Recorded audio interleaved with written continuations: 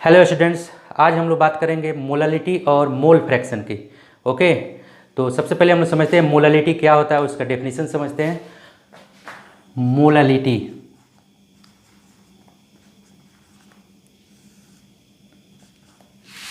It is defined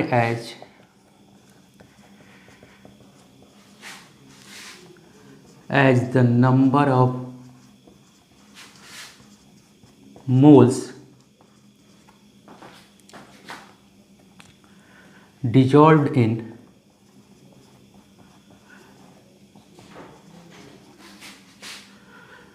1 kilogram of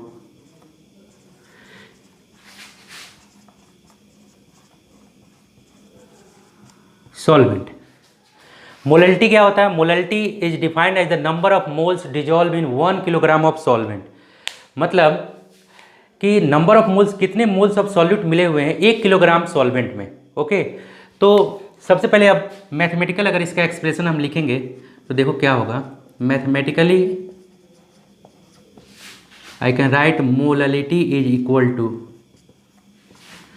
number of moles of solute divided mass of solvent in kilogram. Mass of solvent in kilogram in KG. Okay, molality का definition आपको हमने बताया, number of moles of solute, यहाँ solute छूट गया, number of moles of solute. Okay, it is defined as the number of moles of solute dissolve into 1 kilogram of solvent. Mathematical expression लिखेंगे, होगा molality is equal to number of moles of solute divided mass of solvent in kilogram. यहाँ आपको ऐसा भी हो सकता है, number of moles of जो सॉल्यूट है इसको हम लोग N2 लिख देते हैं, और ये मास ऑफ जो आपको number of mole of solute को N2 लिख दिया, और मास ऑफ जो सॉल्वेंट है इसको हम W लिख देते हैं, N2/W। अगर ये आपको मास जो है अगर आपको ग्राम में दिया हो तब हम लोग क्या करेंगे, यहाँ 1000 से डिवाइड करेंगे। यहाँ डिवाइड करने से क्या हो जाएगा, इधर आपको 1000 ऊपर में क्या हो जाएगा, मल्टीप्लाई हो जाएगा। ये आपको हो गया मोलैलिटी। मोलैलिटी को स्मॉल m से डिनोट करते हैं, तो ये हम लोग का हो गया फार्मूला। मोलैलिटी निकालने के लिए सबसे बेसिक फार्मूला हम लोग हो गया N2/W इंटू 1000। यहाँ आपको N2 क्या है, एक बार फिर से लिख देते हैं, N2 is the number of moles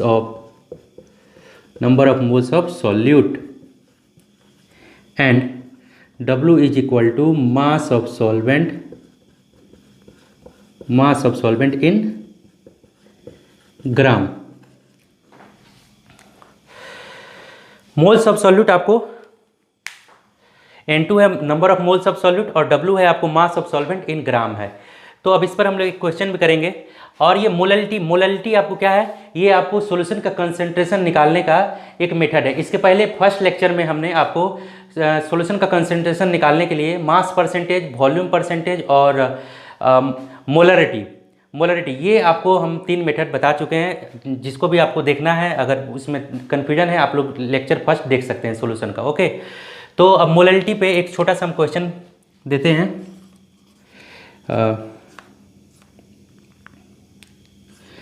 determine molality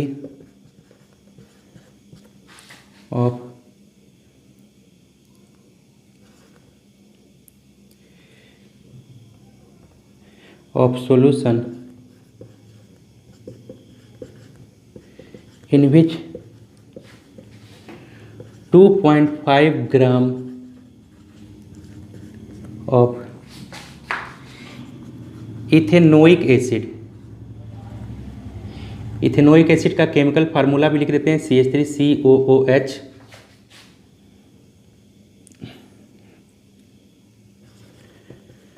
dissolve into 75 gram of benzene.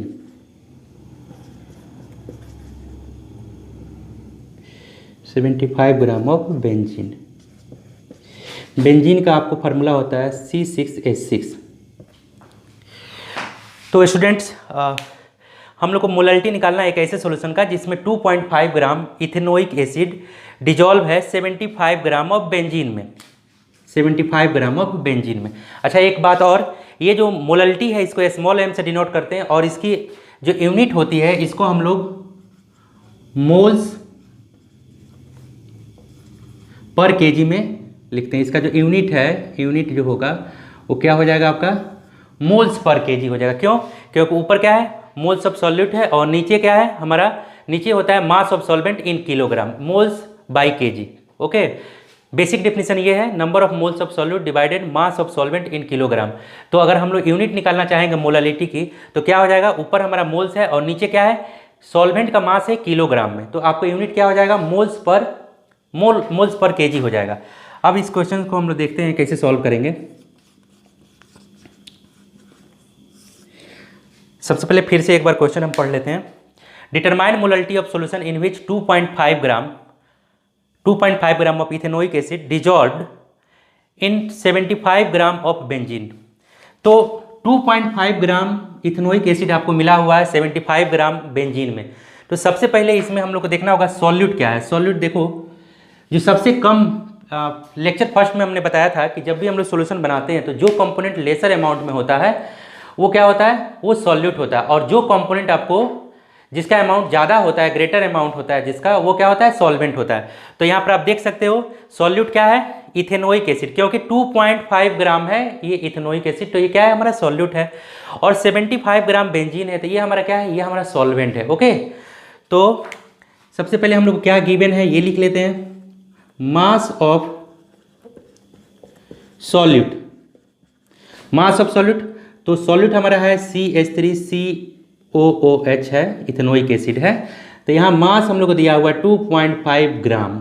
Okay, उसके बाद मोलर मास हम लोग को निकालना पड़ेगा, molar mass of solute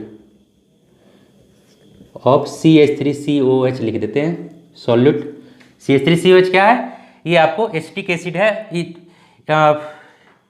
ethanoic acid है, इसको एसिटिक एसिड भी बोलते हैं। और यही हमारा जो है इसका जो मोलर मास है, अगर इसका हम लोग निकालेंगे मोलर मास तो हो जाएगा 12 + 1 × 3, और फिर कार्बन कितना है इसका 12 हो जाएगा। फिर आपका ये ऑक्सीजन, 2 ऑक्सीजन है, 2 टाइम्स यहाँ 16 कर देते हैं, और ये हाइड्रोजन के लिए 1।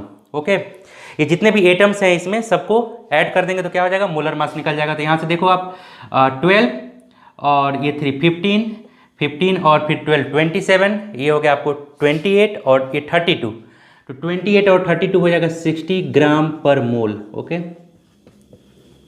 मोलर मास को ग्राम पर मोल में हम लोग रिप्रेजेंट करते हैं। अब यहाँ मोल्स निकाल लेते हैं हम, moles of solute. Moles of solute हमारा हो जाएगा, देखो इसको N2 यहाँ लिख देते हैं, मोल्स ऑफ सॉल्यूट हो जाएगा मास बाई मोलर मास। किसका मास, सॉल्यूट का मास। मोलर मास ये भी सॉल्यूट का, यहाँ मास बाई मोलर मास लिख देते हैं, मास बाई मोलर मास। तो मास हमारा दिया हुआ 2.5 ग्राम और यहाँ मोलर मास आपका दिया हुआ 60 ग्राम पर मोल। ओके, कैंसिल आउट हो गया। अभी आपको मोल्स कितना आ जाएगा, 2.5 / 60, इसको हम ऐसे भी लिख सकते हैं 25 बाई ये 2.5 है तो इसको 600 लिख सकते हैं, और ये 600 है तो अगर इसको हम लोग डिवाइड करें इससे तो आप लोग देख लो, डिवाइड करने से ये होगा 25 × 50 तो 2 टाइम्स, और ये 100 तो आपको कितना हो जाएगा 4, 1/24 मोल्स होगा। सॉल्यूट के कितने मोल्स हो गए, 1/24 मोल्स हो गए। मतलब कि ये जो हमने सॉल्यूशन बनाया है इसमें आपको सॉल्यूट का मोल्स कितना हो गया, 1/24 सॉल्यूट का मोल दिया हुआ है। ओके, और आप लोग देखो यहाँ पर किस में डिजॉल्व है, 75 ग्राम ऑफ बेंजीन में, यानी सॉल्वेंट का मास दिया हुआ, और किस में दिया हुआ, ग्राम में दिया हुआ। कौन सा फार्मूला यूज करेंगे, ये वाला फार्मूला यूज करेंगे, N2/W, W इन ग्राम, और इधर 1000 से मल्टीप्लाई कर देना है। तो यहाँ पर ये भी लिख देते हैं, एक और ये भी हम लोग को गिवन है, मास ऑफ सॉल्वेंट, मतलब बेंजीन ओके, सॉल्वेंट क्या है, बेंजीन है, C6H6, ये आपको दिया हुआ है 75 ग्राम। ओके, 75 ग्राम दिया हुआ है। तो यहाँ मोलालिटी यहीं पर हम निकाल देते हैं। So molality is equal to N2/W into 1000। तो क्या हो जाएगा हमारा, N2/W into 1000, N2/W into 1000, N2 हमारा है 1/24, W है 75 और मल्टीप्लाइड बाई 1000। देखो इसको हम लोग ये करेंगे, ये 25 से अगर इसको कट करेंगे तो ये कितना हो जाएगा, 25 से ये हमारा 3 हो जाएगा और ये 40 हो जाएगा। फिर ये 2 से अगर इसको कैंसिल करेंगे तो ये हमारा ऊपर ये हो जाएगा, 4 से कर देते हैं, ये 6 हो जाएगा और ये हो जाएगा 10। तो यहाँ पर हम लोग का आ रहा है 10 को भी 10/18 को और हम लोग सॉल्व करेंगे तो ये हो जाएगा आपको 5/9 moles per KG, 5/9 moles per KG. इसको हम लोग शॉर्ट में लिख सकते हैं 5/9 मोल्स पर केजी को स्मॉल m लिख सकते हैं, क्योंकि मोलालिटी को हम लोग स्मॉल m से भी रिप्रेजेंट करते हैं। तो ये हमारा हो गया इसका आंसर। अब इसका मीनिंग समझते हैं। ये जो 5/9 मोल्स पर केजी आया, इसका हम लोग मीनिंग समझते हैं कि इसका मीनिंग क्या होता है, ये क्या क्या बोलना चाह रहा है, ये हम लोग को समझना जरूरी है। तो यहाँ मिटा देते हैं हम ऊपर।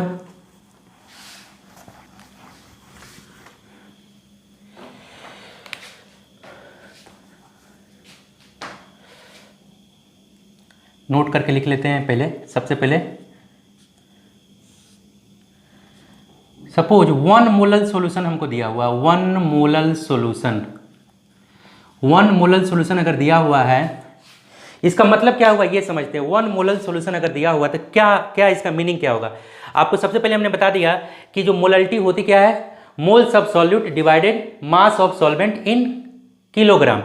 तो अगर 1 मोलल सॉल्यूशन दिया हुआ है, इसका मतलब क्या है, इसका मतलब ये है मोल्स ऑफ सॉल्यूट 1 और मास भी हमारा 1 kg होगा, 1/1 होगा, तभी तो हमारा क्या आएगा, 1 मोल पर kg आएगा।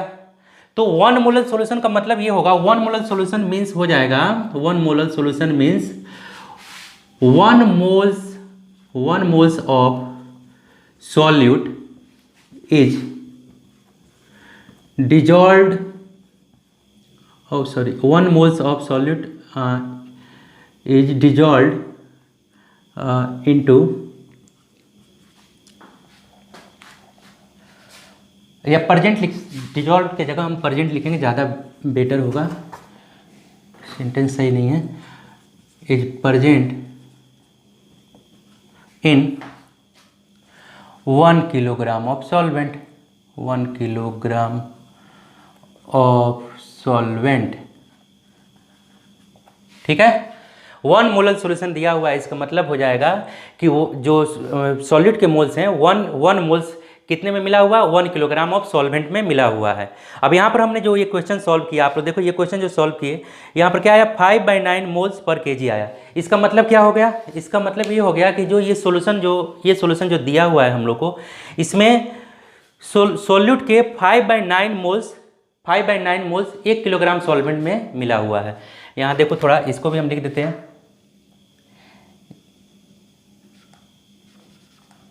स्टार करके 5/9,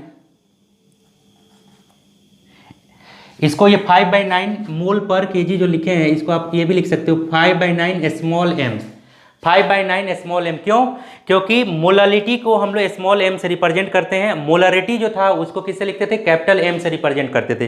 तो मोलारिटी में हम लोग क्या करते थे, 1 मोलर लिखते थे, 1 या कैपिटल M लिख देते थे। मोलालिटी में हम लोग क्या करेंगे, यहाँ 1 मोलर लिखेंगे, या हम लोग लिख सकते हैं 1 स्मॉल m लिख सकते हैं। यहाँ मोलर की जगह 1 और स्मॉल m भी लिख सकते हैं। जैसे यहाँ 5/9 स्मॉल m लिखे हैं, इसका मतलब हुआ 5/9 मोलल सॉल्यूशन।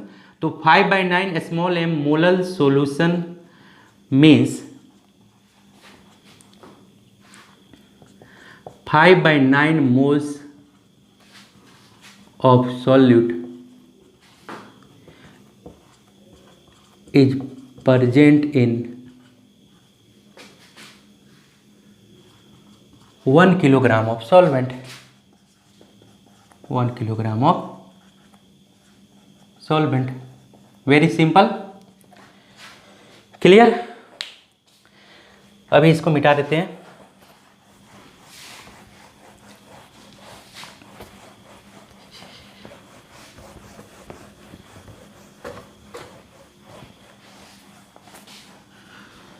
तो ये टॉपिक हम लोग का क्लियर हो गया।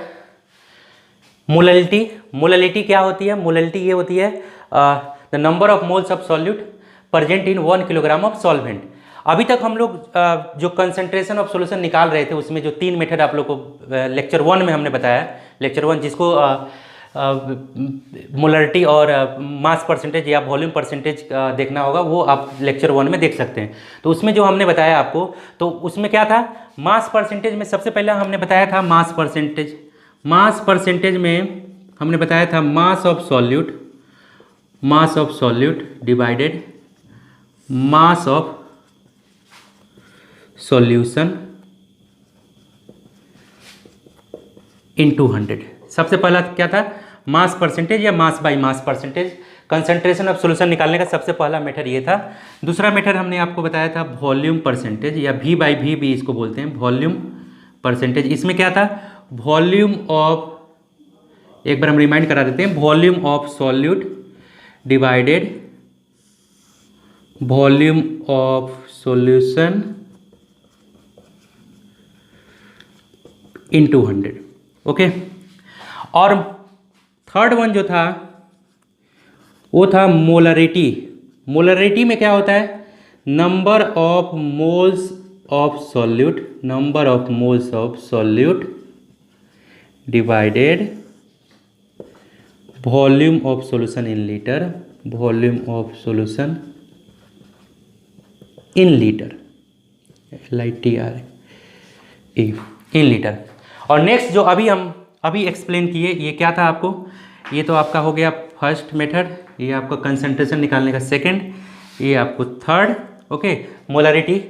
और मोलरिटी को आपको हमने बताया था, इसका यूनिट क्या होता है? Moles bye moles per litre हो जाता है। यहाँ पर अगर इसका यूनिट हम लोग देखेंगे, इसका यूनिट क्या हो जाएगा? यूनिट ऑफ मोलरिटी क्या हो जाएगा? मोल्स पर लीटर हो जाएगा। ओके। और मोलरिटी को हम लोग कैसे रिप्रेजेंट करते हैं? कैपिटल M से रिप्रेजेंट करते हैं। मोलरिटी को कैपिटल M से रिप्रेजेंट करते हैं। अभी जो हमने आपको बताया ये था आपको मोलैलिटी। तो मोलैलिटी आपको क्या है? ये भी देखो, मोल्स ऑफ सॉल्यूट तो ऊपर है, मोल्स ऑफ सॉल्यूट, कितना मोल्स ऑफ सॉल्यूट मिला हुआ, इसको देखो ऊपर रख रहे हैं, और नीचे हमारा क्या है? मास ऑफ सॉल्वेंट है। मास ऑफ सॉल्वेंट इन किलोग्राम है, इन किलोग्राम है।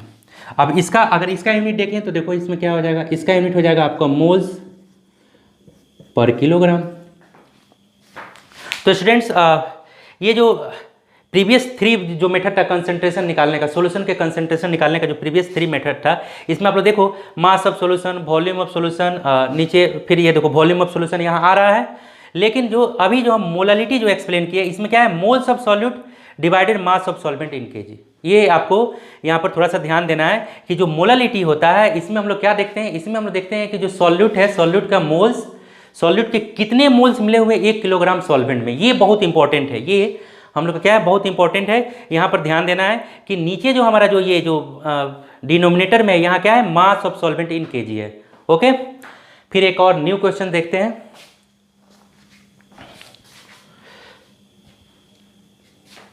You can take a screenshot.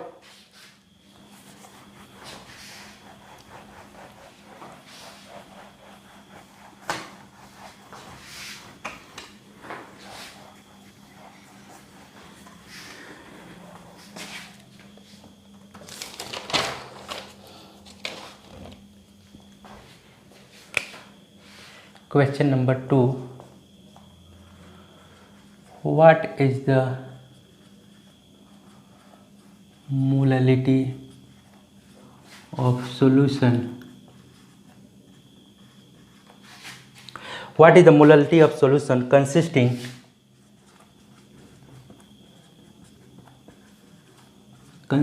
of 1.34 ml of carbon tetrachloride of carbon tetrachloride. Carbon tetrachloride एक सॉल्वेंट है और इसका केमिकल फार्मूला अगर हम लिखेंगे तो CCl4 होता है, CCl4। ओके, तो कार्बन टेट्राक्लोराइड का केमिकल फार्मूला CCl4 होता है। और इसको यहाँ अभी थोड़ी देर के लिए मिटा देते हैं। एक्चुअल में हम लोग को डेंसिटी दिया हुआ है, इसका ब्रैकेट करके यहाँ डेंसिटी लिख देते हैं। डेंसिटी दिया हुआ है आपको 1.59 ग्राम पर मोल। और इन 65 ml ऑफ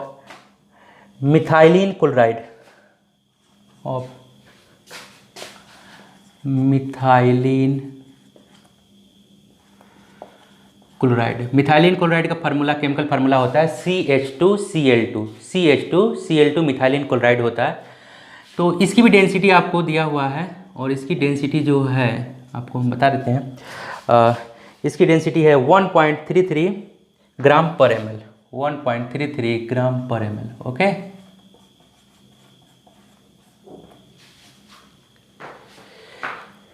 तो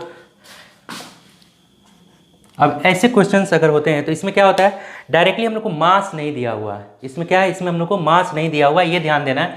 यहाँ पर मास हम लोग को नहीं दिया हुआ है, यहाँ पर क्या किया है, डेंसिटी और वॉल्यूम दिया हुआ। What is the molality of solution consisting of 1.34 ml of carbon tetrachloride, density 1.59 ग्राम पर मोल, इन 65 ml of methylene chloride, density 1.33 ग्राम पर मोल। तो अब इसमें क्या करेंगे, अगर ऐसा क्वेश्चन रहेगा तो ये हम लोग को समझना है कि ऐसे क्वेश्चंस में इसको कैसे हम लोग करना, कैसे मेन हम लोग का पॉइंट है कि ऐसे क्वेश्चन को कैसे सॉल्व करेंगे, कैसे मोलालिटी हम लोग निकालेंगे। तो जब भी हम लोग को डेंसिटी अगर दिया रहेगा, अगर वॉल्यूम और डेंसिटी दिया रहेगा तो हम लोग क्या करेंगे, सबसे एक सिंपल फार्मूला होता है डेंसिटी का। डेंसिटी जो होता है हमारा ये होता है, आपको यहाँ पर हम लिख देते हैं, density equal to mass by volume. ये आप सभी जानते होंगे, डेंसिटी क्या होता है, मास बाई वॉल्यूम होता है। तो भाई मास कैसे निकालेंगे, अगर डेंसिटी मास बाई वॉल्यूम होता है तो मास देखो कैसे निकलेगा, मास हो जाएगा आपको डेंसिटी मल्टीप्लाइड बाई वॉल्यूम हो जाएगा।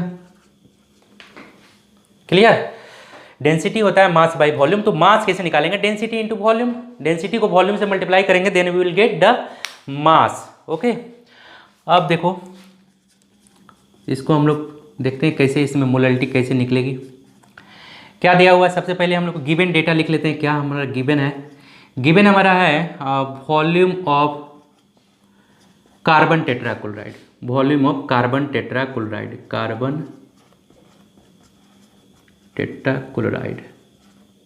एक साथ लिख देते हैं। तो ये हम लोग का दिया 1.34 ml। ओके, इसको हम फार्मूला है, इसको हम ब्रैकेट में ऐसे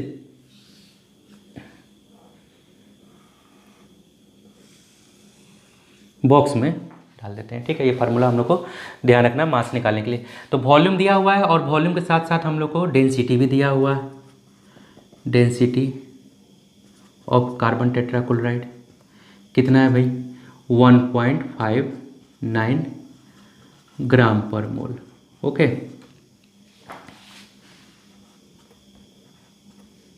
तो क्या करेंगे मास, अच्छा अब 1.34 ml हमारा CCl4 है, ठीक है, और मिथाइलिन क्लोराइड कितना है 65 ml है। दोनों को एक साथ हमने क्या कर दिया, मिला करके सॉल्यूशन बना दिया। तो इसमें सॉल्यूट क्या होगा, सॉल्यूट का अमाउंट, सॉल्यूट वो होता है जिसका अमाउंट कम होता है। तो ये क्लियर है कि हमारा जो सॉल्यूट है ये हमारा क्या है, कार्बन टेट्राक्लोराइड CCl4 जो है हमारा ये सॉल्यूट है। ओके, और सॉल्वेंट क्या है, मिथाइलिन क्लोराइड सॉल्वेंट है। तो अब हम लोग क्या करेंगे, यहाँ पर मास निकाल लेते हैं सबसे पहले। Mass of carbon tetrachloride, mass of carbon tetrachloride, तो क्या हो जाएगा, density multiplied volume multiplied density या डेंसिटी मल्टीप्लाइड वॉल्यूम एक ही बात है। 1.59 इंटू 1.34, अब इसको मल्टीप्लाई करेंगे। ओके, तो यहाँ पर हम मल्टीप्लाई कर देते हैं, 1.59 मल्टीप्लाइड 1.34, आपको देखो ये क्या हो जाएगा, 9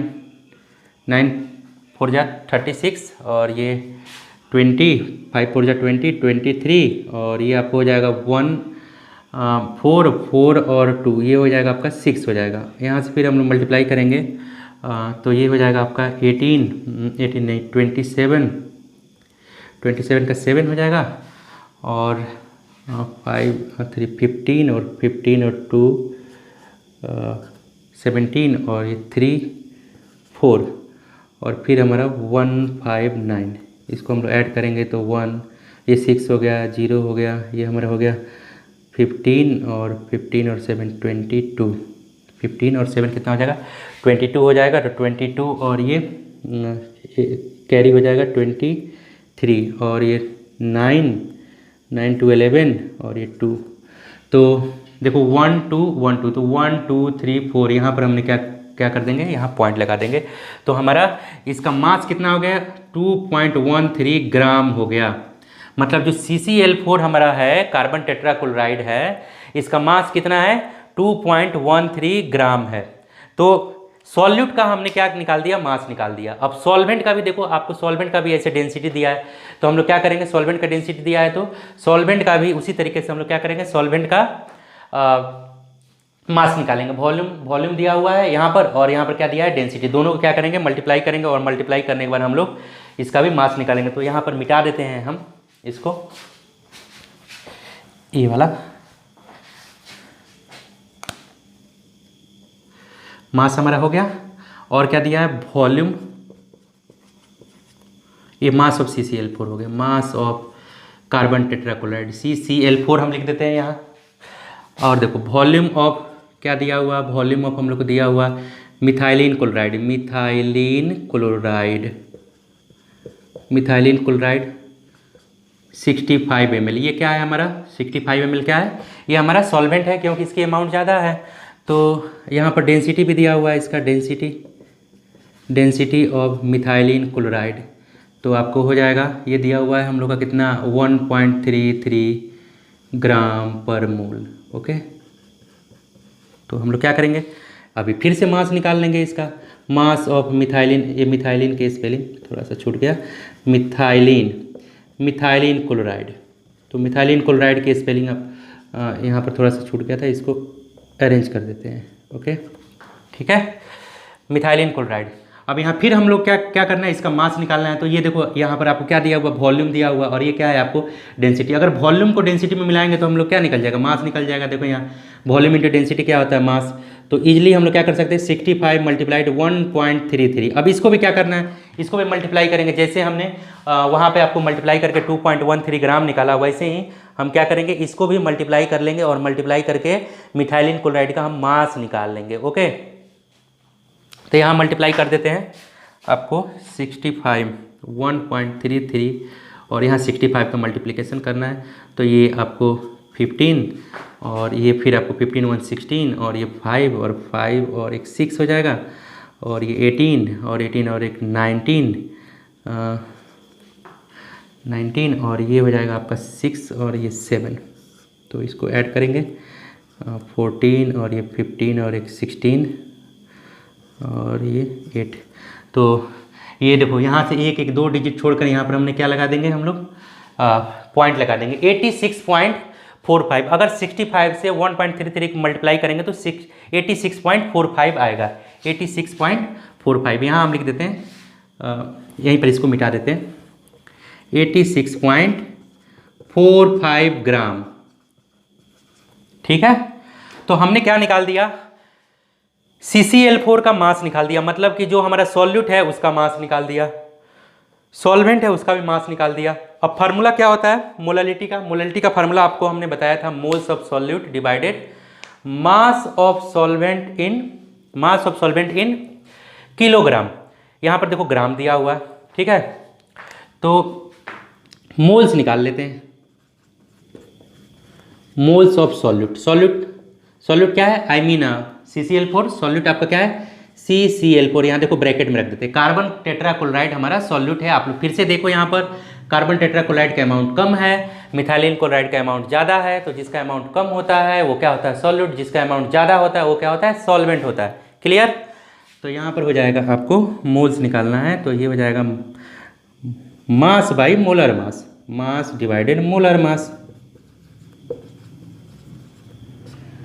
तो देखो मास हमने कितना निकाल दिया था यहाँ CCl4 का 2.13 और डिवाइडेड, अब मोलर मास देखो CCl4 का मोलर मास, तो C कार्बन है 12 प्लस कार्बन कितना हो जाएगा, देखो CCl4 का हम यहाँ लिख देते हैं, कार्बन का 12 और 4 मल्टीप्लाइड 35.5। अब देख लो 12 प्लस हो जाएगा हमारा ये 35.5 तो 71, मतलब 2 टाइम्स मल्टीप्लाई करेंगे तो 35 71 और फिर मल्टीप्लाई करेंगे तो 142 हो जाएगा। तो ये हमारा हो जाएगा, दोनों को ऐड करेंगे तो 4 और ये 5 154 हमारा क्या आ गया आपको, ये जो CCl4 है इसका हमारा मोलर मास आ गया 154 ग्राम पर मोल, हमारा जो है CCl4 का क्या है मोलर मास हो गया, ठीक ना। ग्राम पर मोल में हम लोग लिखते हैं, यहाँ पर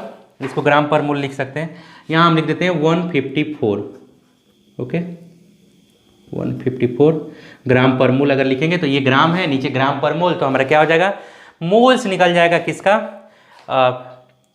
सॉल्यूट का मोल्स निकल गया, ठीक है। तो सॉल्यूट का मोल्स निकल गया और हम लोग को मास ऑफ सॉल्वेंट दिया हुआ है, तो अब हम लोग को क्या करना है, हम लोग डायरेक्टली सॉल्यूट का मोल्स और मास दोनों दिया हुआ है, तो हम लोग मोललिटी निकाल लेंगे। अगर इसको हम लोग ये वाला जो है इसको हम लोग सॉल्व करेंगे तो हम लोग को यहाँ पर देखो आप लोग सॉल्व करोगे तो आएगा, हम डायरेक्ट लिखते हैं 0.013 मोल्स आएगा। इसको जब हम लोग सॉल्व करेंगे, ये 2.13 डिवाइडेड 154 है, तो जब इसको हम लोग ये करेंगे, निकालेंगे पूरा, इसको सिंप्लीफाई करेंगे तो 0.013 आएगा, आप करके देख सकते हो, ठीक है। अब हम फाइनली क्या करेंगे, मोललिटी निकाल लेंगे, जो मोललिटी हम लोग को दिया हुआ है, मोललिटी ऑफ सॉल्यूशन। मोललिटी को स्मॉल m से रिप्रेजेंट करते हैं। मोललिटी हमने आपको बताया N2 बाई मतलब moles of solute divided mass of solvent.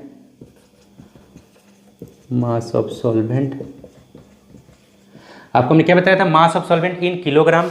यहाँ देखो आपको सॉल्वेंट जो दिया हुआ है ये है हमारा सॉल्वेंट का मास, किस में दिया हुआ, ग्राम में दिया हुआ है। तो यहाँ मास ऑफ सॉल्वेंट अगर हमारा ग्राम में रहेगा तो क्या करेंगे भाई, बताया था हम 1000 से मल्टीप्लाई कर देंगे। क्यों, क्योंकि अगर ये ग्राम दिया हुआ है, इसको किलोग्राम बदलना होगा, अगर चेंज करना होगा तो हम लोग क्या करेंगे, 1000 से डिवाइड करेंगे, ऊपर जाकर क्या हो जाएगा, 1000 से मल्टीप्लाई हो जाएगा।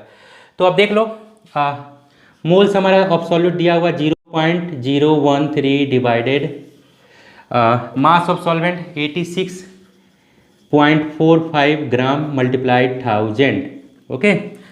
तो आप देख लो, इसको सॉल्व करेंगे तो हो जाएगा 13 नहीं हो, हाँ 0.123, तो 13 डिवाइडेड 86.45 इतना आ जाएगा। इसको फिर से हम लोग इसको फर्दर हम लोग सिंप्लीफाई कर सकते हैं। ये जो हमारा डेटा आया है, अगर इसको सिंप्लीफाई करोगे तो हम देखो डायरेक्ट लिख देते हैं 160 मोल्स पर केजी आएगा, 160 मोल्स पर किलोग्राम। ये हमारा क्या हो गया, ये हमारा हो गया मोललिटी हो गया। किसका मोललिटी हो गया, ये हमारा हो गया, ये जो सॉल्यूशन हम लोग को दिया हुआ है इसका मोललिटी हो गया, ठीक है। अब इसको आप क्या कर सकते हो, इसको 0.160 स्मॉल m से भी डिनोट कर सकते हैं हम लोग, स्मॉल m मतलब इसका मतलब क्या हुआ, स्मॉल m का मतलब हो गया मोलल, 0.160 मोलल, 0.16 मोलल सॉल्यूशन का मतलब क्या होता है, 0.16 मोलल सॉल्यूशन का मतलब हो जाएगा कि जो हमारा ये सॉल्यूशन दिया हुआ है, जो गिवन सॉल्यूशन है, इसमें 0.160 मोल्स सॉल्यूट के मिले हुए हैं, लेकिन कितने में, सॉल्वेंट के 1 किलोग्राम में। देखो यहाँ लिख देते हैं, फिर से अगेन हम यहाँ पे लिख देते हैं, इसका मीनिंग लिख देते हैं 0.16 small m solution. Small m means molal, capital M means molar, small m means molal, capital M means molar. 0.160 small m solution means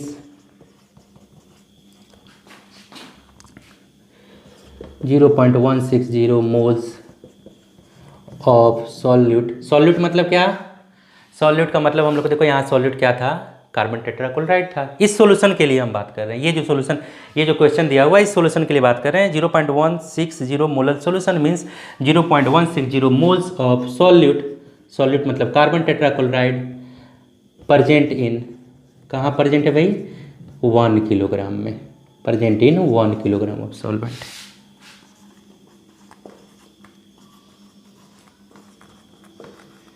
one kilogram of solvent.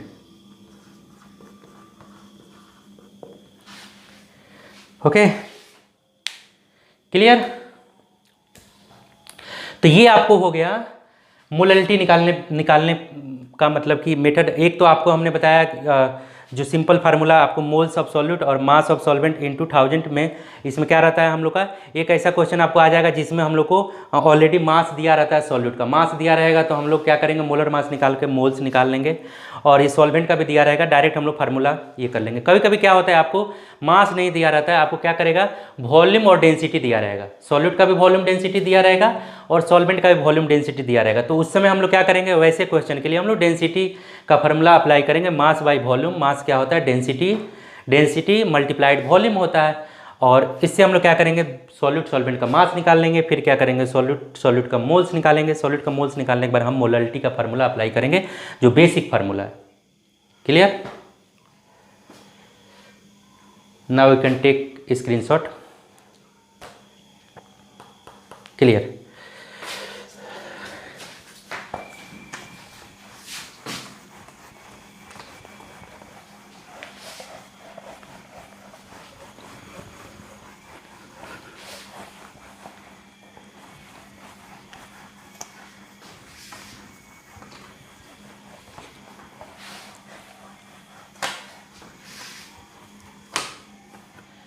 अब जो टॉपिक है हम लोग का वो क्या है, मोल फ्रैक्शन। तो मोलैलिटी हम लोग पढ़ लिए, मोलैलिटी क्या होती है, मोलैलिटी कैसे निकालते हैं, ये हम लोग समझ लिए। अब हम लोग पढ़ेंगे mole fraction. Okay, mole fraction भी आपको क्या है, ये भी आपको कंसंट्रेशन ऑफ सॉल्यूशन निकालने का एक मेथड होता है। तो इसको हम लोग देखेंगे क्या है, कैसे निकालते हैं, इसको हम लोग समझेंगे। यहाँ पर मोल फ्रैक्शन हम हेडिंग डाल देते हैं। Okay, mole fraction. Mole fraction को हम लोग x से डिनोट करते हैं, small x। Okay, mole fraction को हम लोग स्मॉल x से डिनोट करते हैं। ये आपका मोल फ्रैक्शन को कैसे हम लोग समझेंगे अब देखते हैं। ठीक है, तो एज द नेम स्पेल्स, जैसा कि नाम आपको बता रहा, mole fraction, it is the fraction of moles, it is the fraction of moles of one component in a solution divided total moles of all component present in the solution.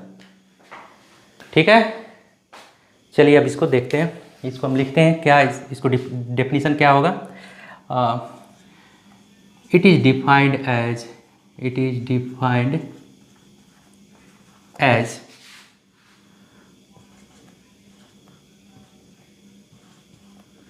Moles of, it is defined as, one second, it is defined as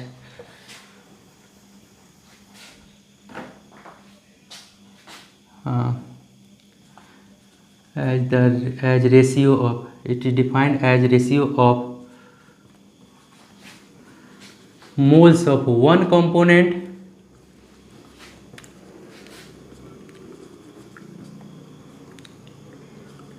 to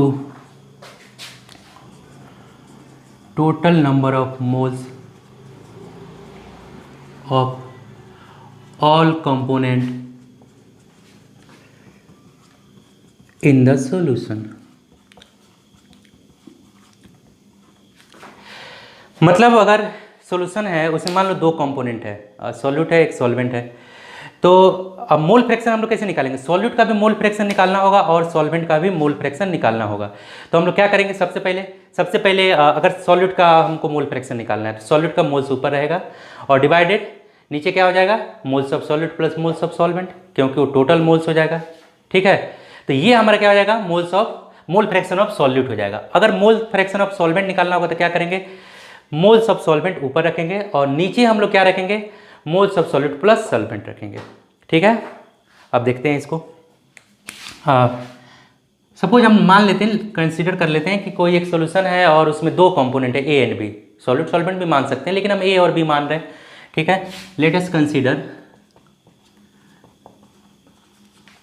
consider a solution consist of two component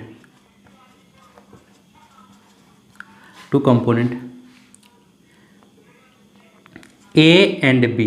okay, A और B मान लो दो ही component हैं solution में, हो सकता है एक solute हो दूसरा सॉल्वेंट हो, ऐसा हो सकता है। तो दो ही कंपोनेंट है और इन दोनों का हमें क्या निकालना है, मोल फ्रैक्शन निकालना है। तो कैसे निकालेंगे ये देखते हैं। एंड मोल्स ऑफ, ये भी हम लोग को दिया हुआ है, मोल्स ऑफ ऐसे लिख सकते हैं, and their moles are X A and X B, sorry X A नहीं एन ए लिखेंगे, मोल को हम लोग एन से डिनोट करते हैं, तो एन ए और एन बी लिख देते हैं यहाँ, N A and N B respectively. ठीक है। तो अब मोल फ्रैक्शन ऑफ ए और मोल फ्रैक्शन ऑफ बी, क्योंकि दो कंपोनेंट है भाई सॉल्यूशन में, सॉल्यूशन हमने जो सॉल्यूशन बनाया है उसमें क्या है, सिर्फ दो ही कंपोनेंट है। तो क्या करेंगे, दोनों कंपोनेंट का अलग अलग मोल फ्रैक्शन निकालना पड़ेगा। तो यहाँ हो जाएगा हमारा मोल, देन यहाँ देन लिख देते हैं, then mole fraction of component A. अगर ए कंपोनेंट का मोल फ्रैक्शन निकालना है तो क्या करेंगे भाई, अभी जैसा हमने बताया क्या होता है, रेशियो किसका रेशियो होता है, moles of one component to the total moles of all component present in a solution. तो यहाँ हो जाएगा moles of component A divided total moles भी लिख सकते हैं, या लिख सकते हैं moles of component A plus moles of component B. Moles of component, यहाँ कंपोनेंट को हम शॉर्ट में COMP लिख रहे हैं, component A plus moles of component B, moles of component B. मतलब हो जाएगा हमारा, देखो Na divided Na plus Nb हो जाएगा, Na divided Na plus Nb, मतलब कि A का मोल्स डिवाइडेड टोटल मोल्स क्या हो जाएगा, A का मोल्स प्लस B का मोल्स, ये हो जाएगा टोटल मोल्स। जो सॉल्यूशन में टोटल मोल्स है वो क्या है, Na प्लस Nb है। क्यों, क्योंकि दो ही कंपोनेंट है। तो पहले कंपोनेंट का जो मोल्स है हमारा वो कितना है, पहले कंपोनेंट का जो हमारा मोल्स है वो आपको मतलब कि A का जो मोल्स है वो Na है और B का जो है Nb है। तो हम अगर A का मोल फ्रैक्शन निकालना चाह रहे हैं तो क्या हो जाएगा, A का मोल्स ऊपर हो जाएगा डिवाइडेड टोटल मोल्स। क्लियर। अभी mole fraction of component B कैसे, देखो लिख सकते हैं, mole fraction of component B, mole fraction of component B.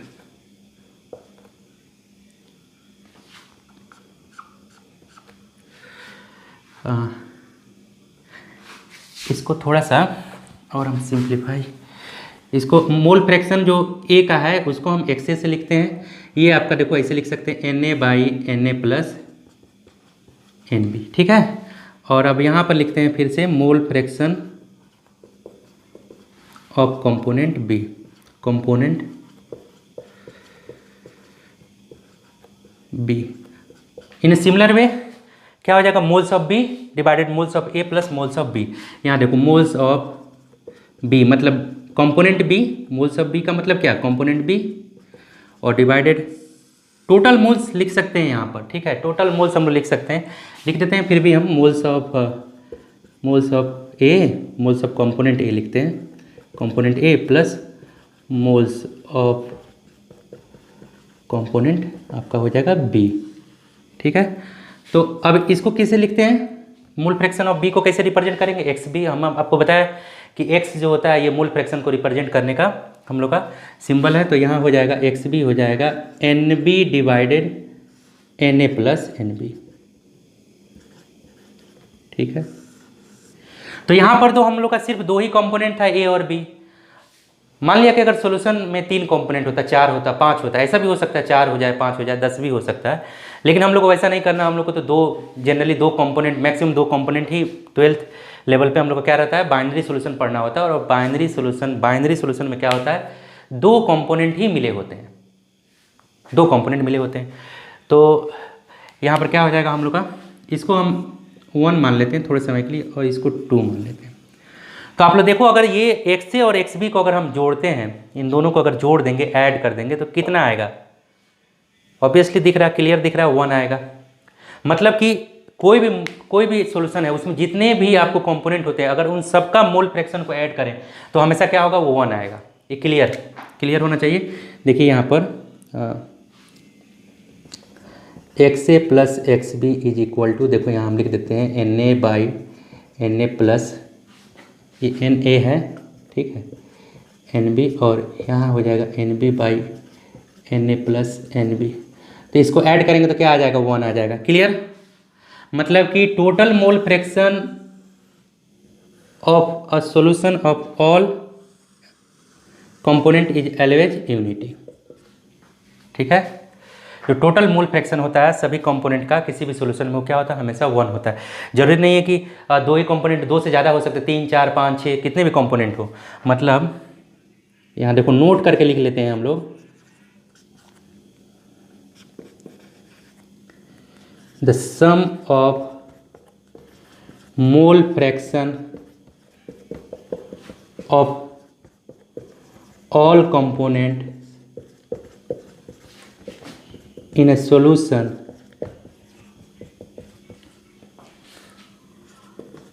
is always unity। ठीक है, तो इसको हम लोग ऐसे लिख सकते हैं, जैसे देखो मान लिया कि 1 2 3 4 5 ऐसे कंपोनेंट, बहुत सारे कंपोनेंट हो, तो x1 प्लस x2, दूसरा कंपोनेंट, तीसरा कंपोनेंट x3, ऐसे करके मान लो n कंपोनेंट है, xn लिख सकते हैं, इज इक्वल टू कितना, 1। यूनिटी का मतलब हो जाएगा हमारा 1 होता है।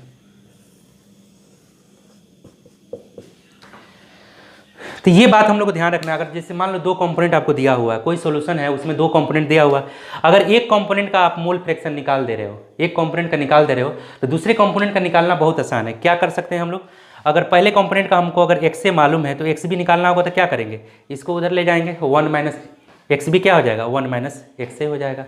तो ये ध्यान रखना है, ये हम लोग को मतलब कैलकुलेशन थोड़ा सिंपल हो जाएगा। जैसे एक का अगर निकाल लेंगे, एक्स से निकाल लेंगे, तो एक्स भी निकालना बहुत आसान है, 1 से माइनस कर लो। क्यों? क्योंकि एक्स से और एक्स भी क्या हो जाएगा, 1 हो जाएगा। So now you can take screenshot. ठीक है, ये हम लोग का इसका डेफिनेशन क्लियर हुआ। अब इस पर हम लोग एक क्वेश्चन देख लेंगे। ठीक है, बहुत सिंपल सा, बहुत अच्छा क्वेश्चन हम लोग एक देखेंगे। मिटा देते हैं इसको। ठीक है, क्लियर?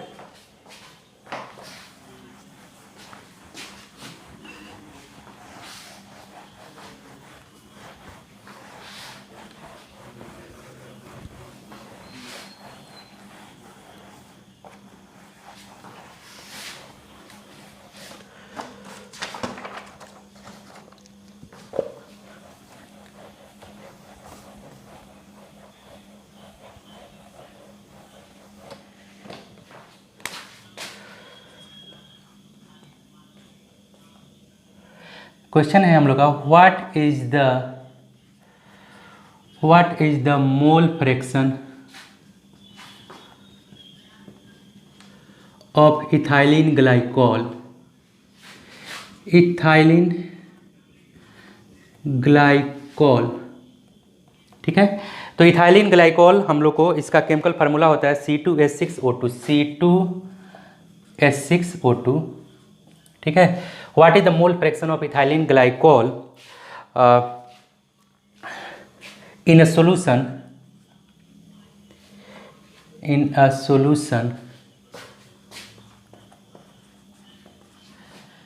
containing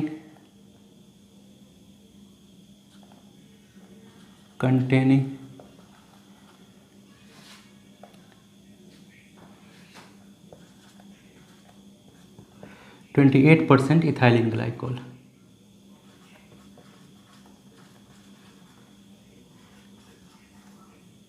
ठीक है, मतलब एक ऐसा सॉल्यूशन है जिसमें आपको 20%, 28% नहीं, 20% इथाइलिन ग्लाइकोल है। एक ऐसा सोल्यूशन है जिसमें आपको 20% इथाइलिन ग्लाइकोल है, और उस सोल्यूशन में किसका आपको मोल फ्रैक्शन पूछ रहा है? इथाइलिन ग्लाइकोल का। तो स्टूडेंट्स, जब हम आपको मास परसेंटेज बता रहे थे, तब आपको यहाँ देखो, यहाँ बाई मास भी लिख देंगे तो ज़्यादा अच्छा रहेगा। ऐसे तो हम लोगों को समझना पड़ेगा खुद से, यहाँ बाई मास लिख देते हैं, ठीक है। इथाइलिन ग्लाइकोल जो है तो उसमें 20% इथाइलिन ग्लाइकोल सोल्यूशन है by mass. 20% ethylene glycol solution by mass का मतलब क्या हो जाएगा? इसका मतलब हो जाएगा कि 20 ग्राम इथाइलिन ग्लाइकोल कितने में मिला हुआ है? 80 ग्राम ऑफ वाटर में। तो ये हम आपको फर्स्ट लेक्चर, सोल्यूशन का फर्स्ट लेक्चर में हम बता चुके हैं मास परसेंटेज। तो जिसको इसमें कन्फ्यूजन होगा वो फर्स्ट लेक्चर देख सकते हैं, ठीक है। सोल्यूशन का फर्स्ट लेक्चर, उसमें हम मास परसेंटेज बहुत अच्छे से बताए थे, वो आप लोग देख सकते हो कि 20% इथाइलिन ग्लाइकोल सोल्यूशन है तो इसका मतलब क्या हुआ। जैसे सपोज 20% शुगर सोल्यूशन हमने आपको बताया था। 20% शुगर सोल्यूशन का मतलब होता है 20 ग्राम शुगर कितने में मिला हुआ है? 80 ग्राम वाटर में मिला हुआ है। अगर 20% हम ग्लूकोज सोल्यूशन बोलेंगे, इसका मतलब हुआ 20 ग्राम ग्लूकोज 80 ग्राम वाटर में मिला हुआ। 30% बोलेंगे तो 30 और 70 हो जाएगा, क्योंकि जो नीचे डिवाइड में आता है क्या हो जाता है? वो टोटल मास ऑफ सोल्यूशन होता है। तो अगर 20% की बात करें तो 20/20 + 80 × 100, तो 20% हो जाएगा। क्लियर? तो यहाँ पर लिख देते हैं, इसको देखते हैं कैसे सॉल्व होगा। सॉल्व करना तो आसान है, लेकिन देख लेते हैं एक मिनट। सबसे पहले हम इसका मतलब लिख देते हैं। 20% इथाइलिन ग्लाइकोल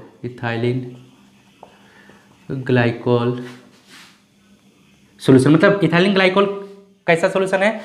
बाई मास है। 20% जो है ये बाई मास दिया हुआ है। Solution means 20 gram of ethylene glycol, मतलब C2H6O2, ठीक है। फार्मूला लिख देते हैं, C2H6O2 इज प्रेजेंट इन या मिक्सड इन, डिजॉल्व इन, ठीक है, present in 80 gram of water. तो स्टूडेंट्स, आपको 20% इथाइलिन ग्लाइकोल सोल्यूशन का मतलब समझ में आ गया। 20% इथाइलिन ग्लाइकोल सोल्यूशन का मतलब ये हो गया कि हमारा जो सोल्यूशन है उसमें क्या मिला हुआ है? इथाइलिन ग्लाइकोल मिला हुआ है और वाटर मिला हुआ है, ये दो चीज़ मिला हुआ है। ये हम लोग को सबसे पहले क्लियर होना चाहिए कि इथाइलिन ग्लाइकोल सोल्यूशन का 20% इथाइलिन ग्लाइकोल सोल्यूशन का मतलब क्या है। अगर ये आपको नहीं मालूम होगा तो फिर आप ये क्वेश्चन को सॉल्व नहीं कर सकते हो, ठीक है। क्यों नहीं सॉल्व कर सकते हैं? क्योंकि हम लोग मोल्स नहीं निकाल पाएंगे, और मोल नहीं निकाल पाएंगे तो मोल फ्रैक्शन नहीं निकलेगा। देखिए, तो हम लोग क्या हो गया? मास ऑफ, तो क्या हो गया finally? Mass of ethylene glycol C2H6O2 कितना हो गया भाई? यहाँ देख लो, अभी तो लिखा ना यहाँ पर हमने 20 ग्राम। 20 ग्राम हम लोग का मास हो गया। किसका? इथाइलिन ग्लाइकोल का हो गया, ठीक है। अच्छा, मोलर मास देखो, मोलर मास भी निकाल सकते हैं कि नहीं?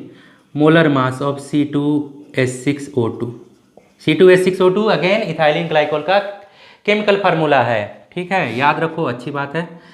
12 × 2 + 6 × 1 + 2 × 16। क्यों भाई ऐसा क्यों लिखा हमने? कार्बन का मास 12 ले लिया, यहाँ पर हाइड्रोजन का 1, लेकिन 6 हाइड्रोजन एटम है, और 2 आपको क्या है? ऑक्सीजन एटम है, तो 2 × 16। तो फिर से हम लोग पूरा ऐड करेंगे तो कितना हो जाएगा? 24 6 30 और 30 और 32 कितना हो जाएगा? 62 ग्राम पर मोल, मतलब 1 मोल का है, मोलर मास है, ठीक है। तो यहाँ पर मोल्स हो जाएगा, मोल्स ऑफ C2H6O2, ठीक है। C2H6O2 को हम लिख सकते हैं N, यहाँ ग्लाइकोल लिख दें, इथाइलिन ग्लाइकोल को शॉर्ट में यहाँ ग्लाइकोल लिख सकते हैं। तो देखिए आपका मोल्स क्या हो जाएगा? Mass divided molar mass, mass divided molar mass. तो भाई किसका मास ऊपर? ग्लाइकोल, इथाइलिन ग्लाइकोल का मास है, और मोलर मास भी इथाइलिन ग्लाइकोल का होगा। तो देखो भाई यहाँ पर 20 और डिवाइडेड 62। अब ये डेटा देखो कैसा आएगा, जब हम लोग 2 से कट करेंगे, कैंसिल करेंगे, तो ये क्या हो जाएगा? 10 और 31, 10/31। अब देखो ये तो कैंसिल होगा नहीं, हम लोग क्या कर सकते हैं? इसको भी सिंप्लीफाई कर सकते हैं, और छोटा हो जाएगा अगर सिंप्लीफाई करेंगे तो, ठीक है। अब देखिए, हमने तो सिर्फ मोल्स इथाइलिन ग्लाइकोल का निकाला, लेकिन वाटर भी तो है।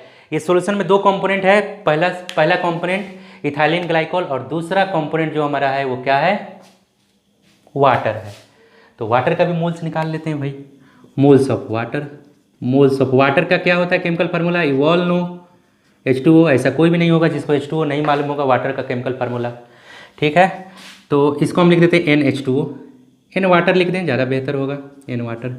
तो आपको हो जाएगा मास डिवाइडेड मोलर मास, मतलब मास ऑफ क्या, mass of water, molar mass of water, ठीक है। अब ये मत सोचना कि मास बाई मोलर मास तो एक ही चीज़ है भैया यहाँ पर। तो ये मोलर मास यहाँ हमने लिख दिया। अब देखो मास कितना है भाई, 80 ग्राम डिवाइडेड यहाँ कितना है 18 है, इसको भाई हम लोग ये करेंगे तो 40/9 हो जाएगा। देख लो, 2 से 40 और ये 9, अब ये तो कैंसिल होगा नहीं, ये भी मोल्स है, ये भी मोल्स है। अच्छा, इसको हम लोग और सिंप्लीफाई कर सकते हैं। जो 10 हमारा 31 है और 10 जो हमारा 31 है, इसको और सिंप्लीफाई करेंगे। अगर देखो आप सिंप्लीफाई करके देखो 0.322 मोल्स आएगा, ठीक है। आप लोग इसको कैलकुलेट कर सकते हो, ठीक है। और जो हमारा 40/9 है, अगर इसको करेंगे तो ये अगर देखो आप, ये 9 4 जा 36, उसको फिर ऐसे ही 40 आ जाएगा, फिर ये 4 ऐसे चलते जाएगा हम लोग का। तो क्लियर हो गया। अब हम मोल्स ऑफ इथाइलिन ग्लाइकोल भी निकाल चुके हैं, मोल्स ऑफ H2O भी निकाल चुके हैं। तो आपको मोल fraction of ethylene glycol easily निकल सकता है। देखो, मोल fraction of ethylene glycol, mole fraction of ethylene glycol, ethylene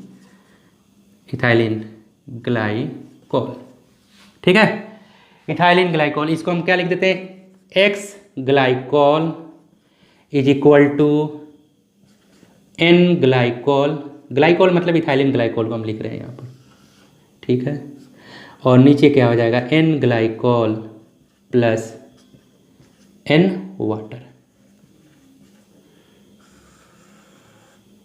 तो स्टूडेंट्स, आपको पहले ही हमने बता दिया था कि मोल फ्रैक्शन क्या होता है भाई। जिस कंपोनेंट का मोल फ्रैक्शन निकालना है उसका mole super divided total moles in the solution, total moles present in the solution. तो यहाँ पर 0.322 डिवाइडेड 4, फिर से 0.322 प्लस 4.44, ये हो गया आपका। अच्छा, मोल फ्रैक्शन की कोई यूनिट नहीं होगी भाई, ऊपर भी मोल नीचे भी मोल है। तो अब इसको अगर आप सिंप्लीफाई करोगे तो आप देख सकते हो, देखो क्या होगा, 0.322 थोड़ा सा लेंदी होता है इसका कैलकुलेशन, लेकिन पेशेंस रखना पड़ेगा तभी जाकर होगा। देखो 2, ये अगर हम इस जोड़ेंगे तो इसमें 6 हो जाएगा, ये जोड़ेंगे तो ये 7 हो जाएगा, और देखो ये 4 पॉइंट इतना आएगा, 4.762। अब इसको अगर हम लोग सॉल्व करेंगे तो देखो, हमको तो डेटा हम आपको लिख देते हैं डायरेक्ट। जब मोल फ्रैक्शन निकालेंगे तो हम लोग का आ जाएगा, कितना आ जाएगा, 0 पॉइंट हम लोग का आ जाएगा 0.068, 0.068। ये हमारा क्या आ जाएगा, मोल फ्रैक्शन ऑफ ग्लाइकोल आ जाएगा। एक बार देख लेते हैं फिर से कैलकुलेशन। यहाँ पर 10/31 है, इसको हम लोग ये किए तो 0.332 आया, ये 40/9 है। अगर 9 से हम लोग डिवाइड करेंगे, देखो यहाँ 9 से हम डिवाइड करके यहाँ दिखा दें एक बार फिर से, तो 436, हाँ ये देखो यहाँ पर 4 आ जाएगा, ये कैंसिल हो जाएगा यहाँ से, तो ये पॉइंट लगाएंगे, फिर 40, फिर देखो ये 4 चलते जाएगा, 4.44 ऐसे चलते जाएगा। यहाँ पे देखो 10/31 को एक बार फिर से हम दिखा देते हैं, वैसे चेक कर लेते हैं कैलकुलेशन गलत ना हो।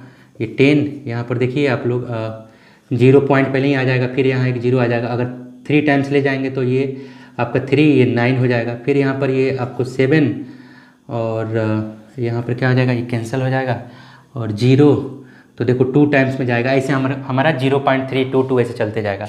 तो क्या करेंगे, यहाँ पर जोड़ दिए, इतना आ गया। किसका आपको मोल फ्रैक्शन आ गया, ग्लाइकोल का आ गया। और ग्लाइकोल का आ गया तो हम लोग क्या पूछ रहा था, यहाँ पर मोल फ्रैक्शन ऑफ ग्लाइकोल ही तो पूछ रहा था, तो ग्लाइकोल पूछ रहा था। लेकिन सपोज क्वेश्चन में मान लो कि आपको वाटर का भी पूछ देता है, ठीक है, तो आप क्या करोगे, अगर मोल फ्रैक्शन आपको वाटर का निकालना होगा तो देखो मोल fraction of water, mole fraction of water है ना। तो वाटर, अब देखो वाटर का मोल फ्रैक्शन निकालने के लिए तो एक आप ये काम कर सकते हो, N water divided N water plus N ethylene glycol. तो ये तो फिर से वही बात हो गई, यहाँ पर ऊपर में 4.44 आ जाएगा और नीचे वाला ये सेम है, फिर से उसको ऐड करो, फिर से सिंप्लीफाई करो। तो हम आपको सबसे सटीक मेथड आपको क्या बताया था कि जितने भी कंपोनेंट प्रेजेंट होते हैं सबका मोल फ्रैक्शन ऐड करेंगे तो क्या होगा, यूनिटी। तो यहाँ पर हो जाएगा आपको देखो X water is equal to unity, मतलब इन दोनों को जोड़ेंगे तो 1 आएगा। तो अगर इसका निकालना होगा तो क्या करेंगे, 1 माइनस एक्स ग्लाइकोल कर देंगे। तो यहाँ देख लो भाई 1.068। अब इसको भी देखो माइनस करना होगा तो भैया ऐसे हम लोग माइनस करेंगे 1.00 ऐसा हम दे देते हैं और यहाँ 0.068, ठीक है। यहाँ से कैरी होकर के देखो यहाँ 2 हो जाएगा, यहाँ 10 to 3 तो ये हो जाएगा हमारा कितना, ये 9 से 6 जाएगा तो 3 हो जाएगा। यहाँ पर हमारा ये क्या हो जाएगा 9 हो जाएगा, 0.9932 ये हो जाएगा हमारा 0.932, ठीक है, किसका, वाटर का। अच्छा अगर इसको इसमें जोड़ेंगे तो हमारा क्या आ जाएगा, फिर से 1 आ जाएगा। आप जोड़ कर देख सकते हो, अगर जोड़ेंगे तो हमारा क्या आ जाएगा, फिर से 1 आ जाएगा। तो ये देखो एक ये हो गया हमारा ग्लाइकोल का, ये यही हमको पूछ रहा था क्वेश्चन में, यही रिक्वायर्ड था। और दूसरा हो गया हमारा वाटर का, ठीक है। तो इसी के साथ साथ हमारा ये जो टॉपिक है मोललिटी और मोल फ्रैक्शन खत्म हो गया, ठीक है। और फिर हम लोग नेक्स्ट क्लास में नेक्स्ट नए टॉपिक के साथ आएंगे। Thank you.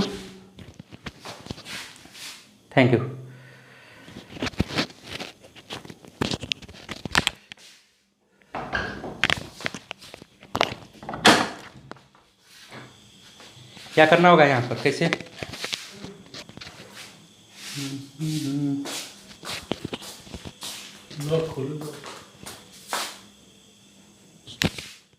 बैक करें, वीडियो चल रहा है। अच्छा।